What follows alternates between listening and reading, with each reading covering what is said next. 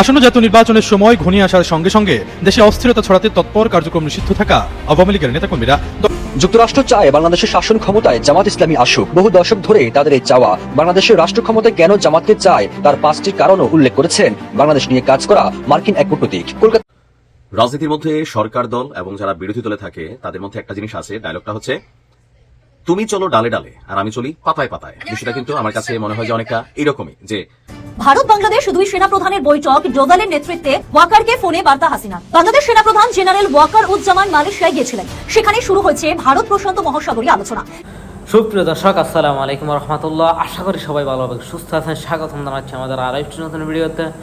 সুপ্রিয় দর্শক মন্ডলী, ভিডিওর থাম্বনেল, টাইটেল, ভিডিওর কিছু অংশ বিশেষ দেখে আপনারা ইতিমধ্যে উপলব্ধি করতে পারছেন আজকের এই ভিডিও কতটা গুরুত্বপূর্ণ।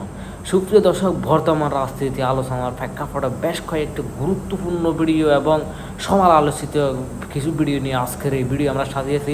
সুপ্রিয় দর্শক মন্ডলী, এক মুহূর্তে না টেনে সম্পূর্ণ ভিডিও দেখলে আপনি অবশ্যই বুঝতে পারবেন বর্তমান রাজনীতি আলোচনাটি কি হতে পারে এবং দেশ পরিস্থিতি কোন দিকে যাচ্ছে। তাহলে চলুন কথা না বাড়ি আমরা সেই সম্পূর্ণ ভিডিওটি দেখে আসি।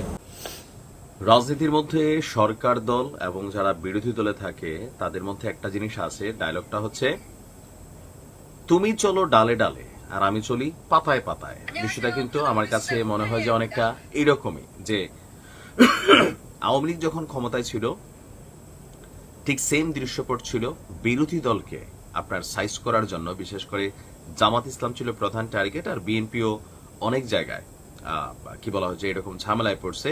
অনেক ভালো ভালো মানুষরে মিথ্যা মামলা দিয়া ফাঁসাই দিছে। এর মধ্যে আমার আপন বড় বোনের জামাই, তিনিও মানে 55 বছর বয়সী একজন ব্যবসায়ী, ওনারও ভাই ধরে নিয়ে চলে গেল উনি বিএনপি করার অপরাধে।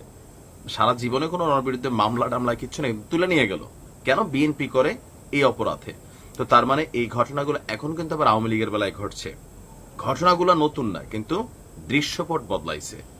অপরদিকে আওয়ামী লীগ তাদের রাজনৈতিক প্রতিপক্ষ হিসাবে সরকারকে ভেবে নিয়ে তারাও কিন্তু এই সরকারকে বা আগামী নির্বাচনকে ডিস্টারবেন্স করার জন্য আসলে কিন্তু চেষ্টা চালাচ্ছে।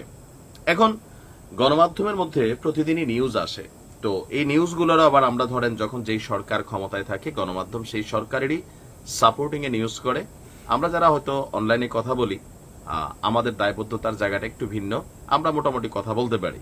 যাই হোক, জাতীয় সংসদ নির্বাচনকে বাধাগ্রস্ত করতে এবং জনমনে আতঙ্ক তৈরি করতে কয়েকটি জেলা থেকে ঢাকায় আপনার ছাত্রলীগ, আওয়ামী লীগ, যুবলীগের নেতাকর্মীরা আস্তে আস্তে আসা শুরু করছে, অনেকটা জামাতের স্টাইলে। এই যে জুলাই আগস্ট অভ্যুত্থান ছিল, জামাতের যিনি সিনিয়র নেতা ডাক্তার তাহের সাহেব বলছিলেন যে এই ঘটনাটা জামাত পেছন থেকে মানে বিশালভাবে অর্গানাইজ করছে, সাধারণ পাবলিককে কানেক্ট করছে। শুনছেন তো তাহের সাহেবের বক্তব্যটা? তো তারা দীর্ঘদিন যাবৎ পরিকল্পিতভাবে এই যে জুলাই আগস্টের সময় সারা বাংলাদেশ থেকে জামাতের নেতাকর্মীরা ঢাকা শহরে চলে আসছিল। তো আওয়ামী লীগ ঠিক একই স্টাইলে নির্বাচনের আগ মুহূর্তে এখন সারা বাংলাদেশ থেকে তাদের স্পেশাল রিক্রুটমেন্ট করা যে ছাত্রলীগ যুবলীগ কর্মী আছে তাদেরকে ঢাকা পাঠাচ্ছে, দাবিকার পুলিশের।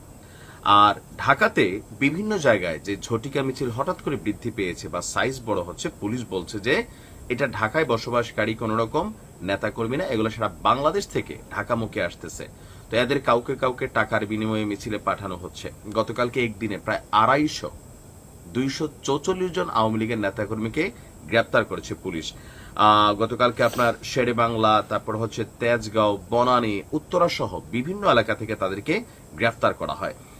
আর পুলিশ বলছে যে রাজধানীর বিভিন্ন স্থানে এই মুহূর্তে ছড়িয়ে ছিটিয়েছে আওয়ামী লীগের নেতাকর্মীরা, যার কারণে আপনার বিভিন্ন বাসাবাড়ি, হোটেল, ফ্ল্যাট এই জায়গাগুলোতে আপনার আওয়ামী লীগের নেতাকর্মীরা এসে আত্মগোপনে বসবাস করছে।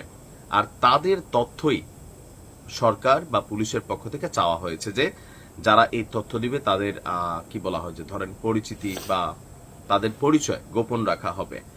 আর যাদেরকে গতকালকে গ্রেপ্তার করা হয়েছে এর মাঝখানে সেখান থেকে বলা হয়েছে যে ময়মনসিংহ, কিশোরগঞ্জ, গাজীপুর, গোপালগঞ্জ বিভিন্ন জায়গা থেকে আওয়ামী লীগের নেতাকর্মীরা এখানে যারা আসছে এরা আটক হয়েছে। আর এদের উদ্দেশ্য হচ্ছে রাজধানীর আইন শৃঙ্খলা পরিস্থিতিকে বিগড়ে দেওয়া এবং কি আগামী নির্বাচনকে সামনে রেখে ঢাকাতে বড় ধরনের ঘটনা ঘটানো যেন নির্বাচনটা সুষ্ঠু না হয়।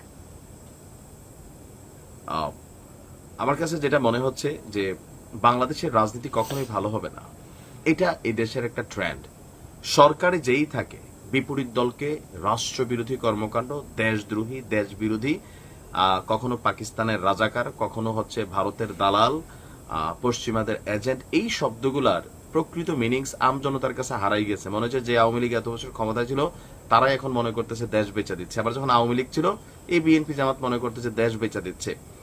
আসলে কে কি করে সাধারণ মানুষ অনেকটা এখন ক্লিয়ার যে এই রাজনৈতিক দলগুলা বা আমাদের এই মিডিয়াগুলা বা ধরেন প্রশাসন এখনো শতভাগ নিরপেক্ষ হয়ে দেশের জন্য কাজ করতে পারে না। তারা রাজনৈতিক দলগুলোকে সাপোর্ট করে, বা এই রাজনৈতিক দলগুলাই ক্ষমতায় থাকতে মনে হয় যে তাদের থেকে দেশপ্রেমিক নাই, ক্ষমতা থেকে গেলে এদের থেকে ষড়যন্ত্রকারী, রাষ্ট্রদ্রোহী, দেশদ্রোহী আর কেউ নাই। আওয়ামী লীগ তাদের রাজনীতি করছে, বোঝাই যাচ্ছে যে ডক্টর ইউনূসের এই নির্বাচনকে তারা সামহাও ডিস্টারবেন্স করতে চায়, এটা বাস্তবতা। আবার সরকারও হার্ড লাইনে যাচ্ছে। দেখা যাক এই সাপ নেউলের খেলায় কে জয়ী হয়।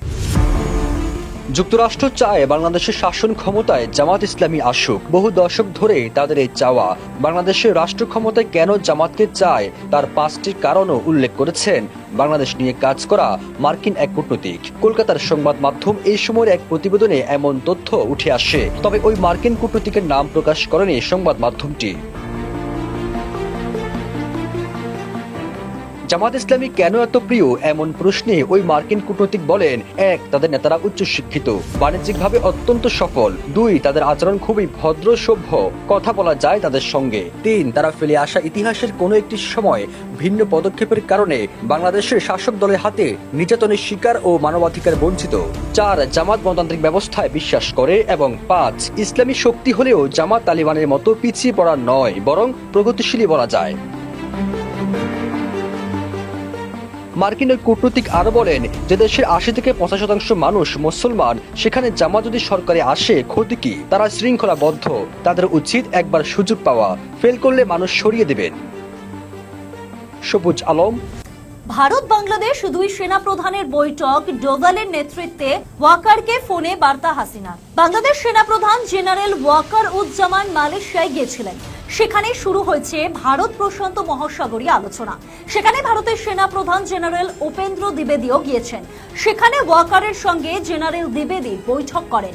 সেখানে কি নিয়ে আলোচনা হয়েছে সে ব্যাপারে সরকারিভাবে এখনো কোনো বিবৃতি দেওয়া হয়নি। তবে বিশেষ সূত্রে পাওয়া খবরে জানা গিয়েছে ওয়াকার উজ্জামান ভারতের নিরাপত্তা উপদেষ্টার মারফত শেখ হাসিনার সঙ্গে কথা বলেন। শেখ হাসিনাকে ওয়াকার জানিয়েছেন তাদের সেনা খুব তাড়াতাড়ি ব্যারেকে ফিরে যাবে, আমরা আর কোনো দায়িত্ব নিচ্ছি না।